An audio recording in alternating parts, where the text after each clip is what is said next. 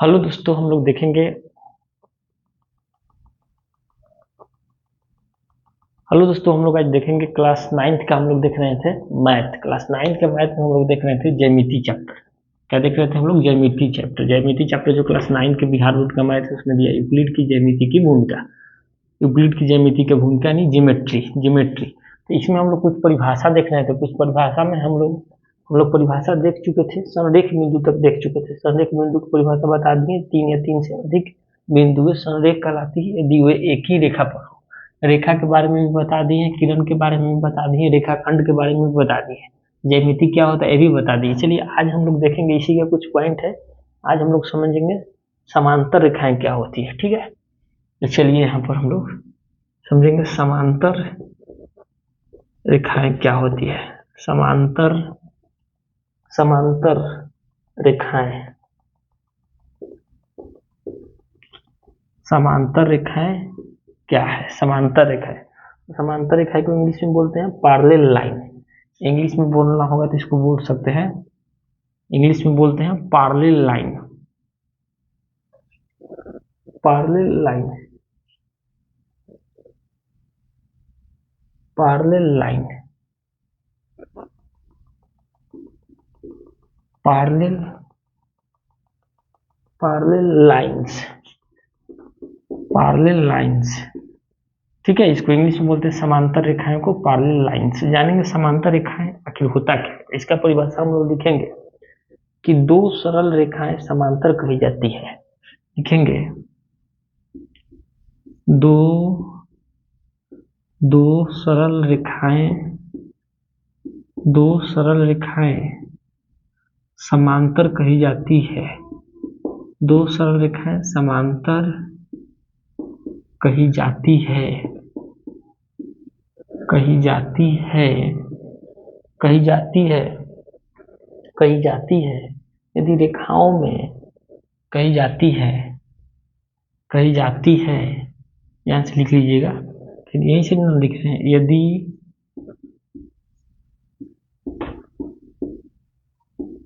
यदि रेखाओं में यदि रेखाओं में यदि रेखाओं में कोई उभयनिष्ठ बिंदु न हो, यदि रेखाओं में कोई कोई उभयनिष्ठ कोई उभयनिष्ठ कोई उभयनिष्ठ कोई उभयनिष्ठ बिंदु कोई उभयनिष्ठ बिंदु कोई उभयनिष्ठ बिंदु न हो, कोई उभयनिष्ठ बिंदु कोई उभयनिष्ठ बिंदु न हो न हो और वे एक ही तल में स्थित हो, और वे एक ही तल में स्थित हो, एक ही तल में स्थित हो, एक ही तल में स्थित हो, वे समांतर रेखाएं कहलाती है। वे समांतर रेखाएं कहलाती है। वे समांतर रेखाएं कहलाती है। वे समांतर रेखाएं कहलाती है।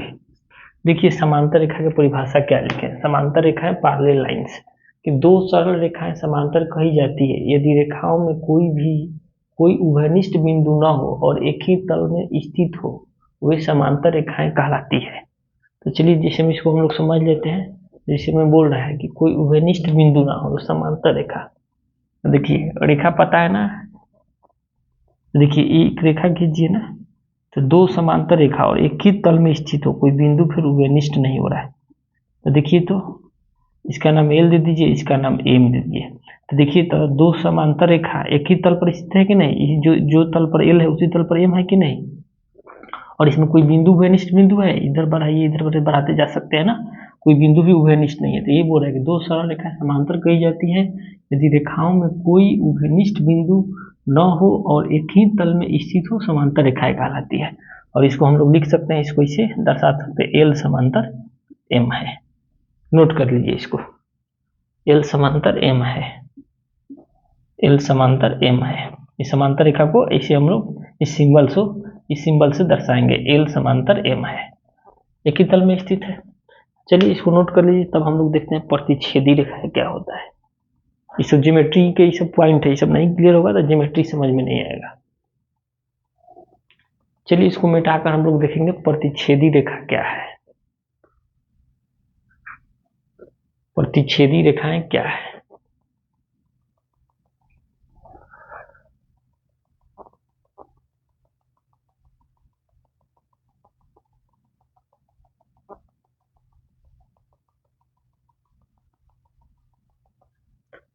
चलिए दूसरा हम लोग देखते हैं, इसको मिटा दे रहे हैं, ठीक है।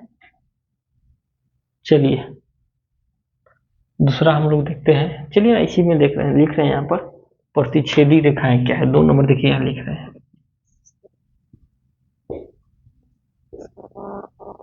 प्रतिच्छेदी प्रतिच्छेदी प्रतिच्छेदी रेखाएं, प्रतिच्छेदी रेखाएं इंग्लिश में बोलते हैं इंटरसेक्टिंग, INTERCTING,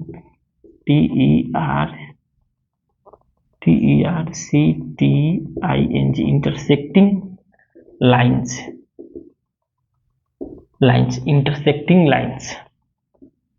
इंटरसेक्टिंग लाइन्स।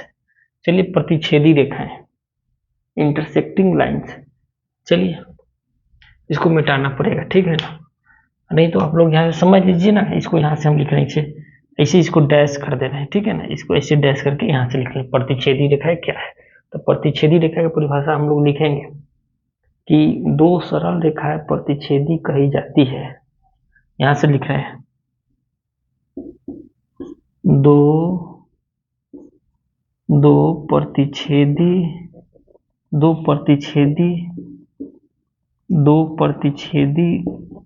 प्रतिच्छेदी रेखाएं, दो सरल रेखाएं, सॉरी लिखेंगे यहाँ पर दो सरल रेखाएं प्रतिच्छेदी कही जाती है। दो सरल रेखाएं प्रतिच्छेदी कही, देखिए यहां से लिख रहे हैं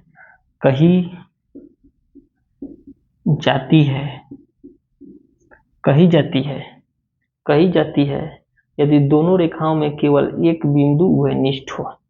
यदि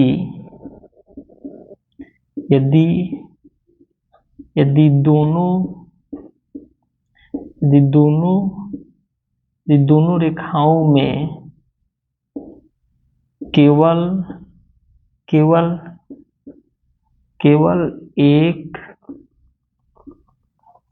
एक बिंदु उभयनिष्ठ हो, केवल एक बिंदु उभयनिष्ठ हो तो उसे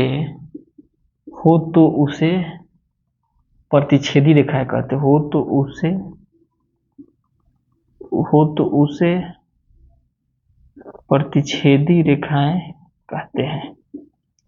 उसे प्रतिच्छेदी रेखाएं कहते हैं, कहते हैं। देखिए इसका परिभाषा यहाँ पर लिख दिए, ठीक है ना। प्रतिच्छेदी रेखा की 2 सरल रेखाएं प्रतिच्छेदी कही जाती है यदि दोनों रेखाओं में केवल एक बिंदु उभयनिष्ठ हो तो प्रतिच्छेदी रेखाएं कहते हैं। इसमें देखिए प्रतिच्छेदी रेखा का डायग्राम कैसे बनेंगे, ठीक है। देखिए ई आपका प्रतिच्छेदी रेखा हो गया, बोल रहा है ना कि 2 सरल रेखाएं, तो देखिए 2 सरल रेखाएं, देखिए तो ये दोनों सरल रेखा हो गया कि नहीं, सरल रेखा हो गया ना। 2 सरल रेखाएं हो गया, इसका नाम दे दीजिए ए, इसका नाम दे दीजिए बी, इसका नाम दे दीजिए सी, इसका नाम दे दीजिए डी।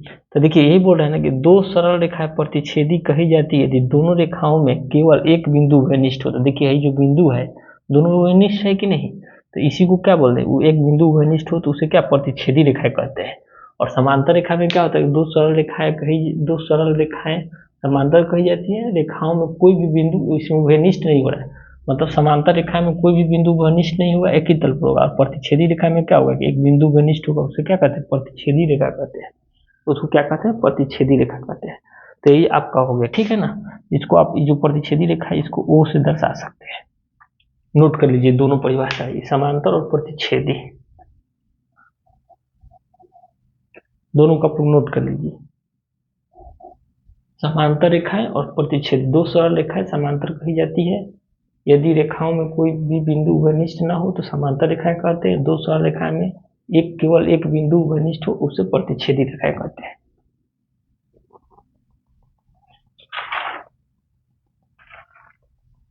चलिए और देख ले रहे हैं, एक दो पॉइंट और है, इसको भी समझ लेते हैं।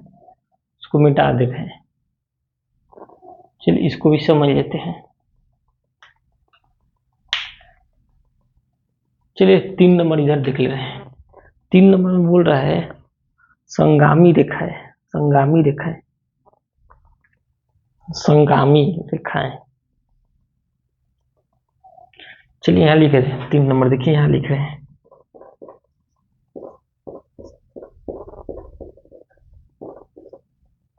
संगामी रेखाएं, संगामी रेखाओं की परिभाषा।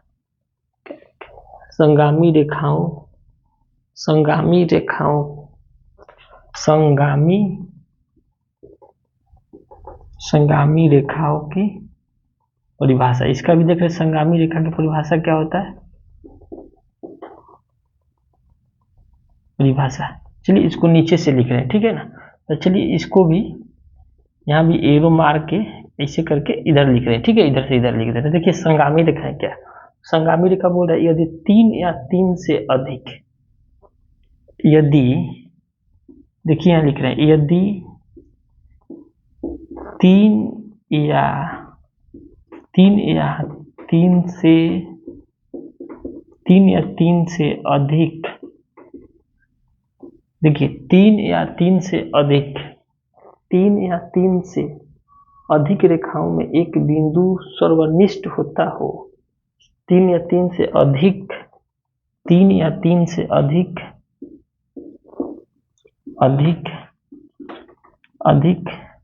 रेखाओं में एक बिंदु सर्वनिष्ठ होता हो, एक बिंदु सर्वनिष्ठ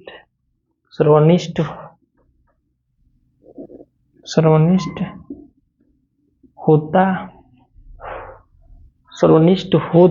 सर्वनिष्ठ हो तो वे रेखाएं एक बिंदुगामी कहलाती है। हो तो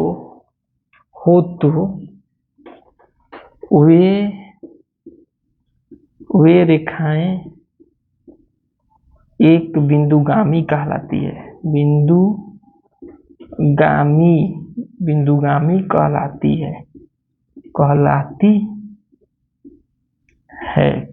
है, बिंदुगामी कहलाती है। अब आप इसको बिंदुगामी कहिए तो या क्या बोलते हैं संगामी के, तो बात बराबर है। तो कह रहा है कि यदि 3 या 3 से अधिक, देखिए 3 या 3 से अधिक रेखाओं में एक बिंदु सर्वनिष्ठ हो, 3 या 3 से अधिक, तो देखिए इसका फिगर देख लीजिए, देख रहे हैं ना, देखिए यही बोल रहा है, देखिए रेखा यही बोल रहे हैं कि 3 या 3 से अधिक रेखा, देखिए 1 रेखा, 2 रेखा, 3 रेखा, 3 या 3 से अधिक रेखा में एक बिंदु, 3 या 3 से अधिक रेखाओं में एक बिंदु सर्वनिष्ठ हो तो वे रेखाएं बिंदुगामी या संगामी कहलाता है। तो यही होगा, ठीक है ना। बिंदु मतलब क्या होगा, देखिए समझिए, समांतर रेखाओं में क्या होगा कि दो सरल रेखाओं को समांतर कही जाती है। रेखाओं में कोई भी उभयनिष्ठ बिंदु न हो और एक ही तल पर हो, तो देखिए एक ही तल पर है कोई भी बिंदु, इसको समांतर कहते हैं। प्रतिच्छेदी रेखा है तो दो सरल रेखाएं प्रतिच्छेदी कही जाती है। यदि दोनों रेखाओं में केवल एक बिंदु उभयनिष्ठ हो, प्रतिच्छेदी, देखिए 2 रेखा है, इसमें एक बिंदु घनिष्ठ है कि नहीं, वो तो इसको प्रतिच्छेदी कहते हैं।